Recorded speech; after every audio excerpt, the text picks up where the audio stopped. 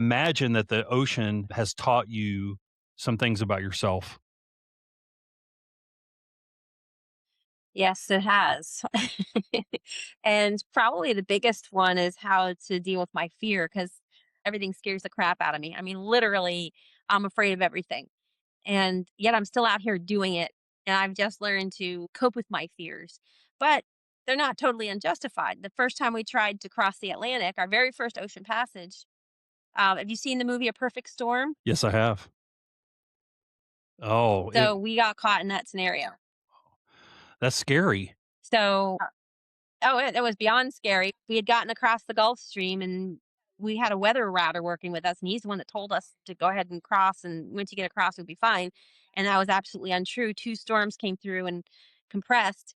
And at 5 in the morning, it was my turn to go up and take watch, and it was still dark out. And when the sun came up over the horizon, I see this giant wave coming for us. And I'm like, holy crap. And then the boat goes up and over the wave and back down again. And then I see another one coming. So I waited for a couple more waves and then I just started to panic. I'm like, they're getting bigger, they're getting bigger. So I'm pounding with my foot on the floor because my husband sleeps underneath, Berth is underneath the cockpit. And he comes up and goes, "What's the matter? What's the matter?" I'm like, "Look at the size of these waves. I'm not comfortable with this. I can't do this. I can't deal with this." So he says, "Okay." And he took over the watch, and I went down and crawled in my bed.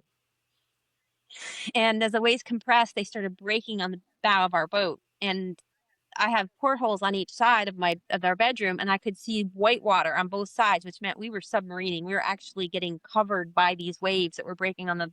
That's how big they were. They got to be like 18, 20 feet, and the intensity increased. So we had a dinghy that was attached to two handrails on the bow of our boat, and the dinghy was filled with all kinds of equipment. And the waves were so powerful that it ripped the screws out of the deck, the handrails out of the deck, and launched the dinghy through the lifelines.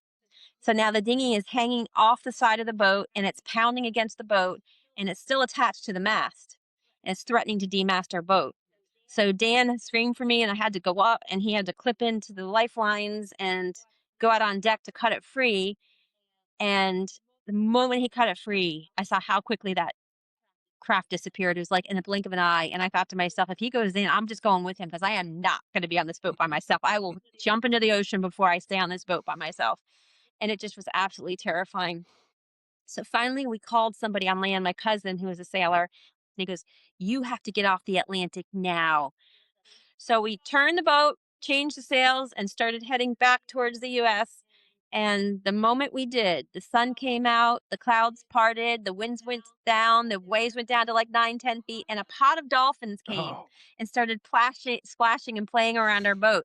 And you could almost hear the angels, up in heaven singing. And we're like, wow, I guess we made a good decision. So we went 500 miles, 3 days, ended up 10 miles from where we started with $14,000 worth of damage to the boat. So best laid plans. insur- insurance, what the insurance might have fixed the broken parts of the boat, but what I had in here was not, was still broken. I was still now terrified to go back out.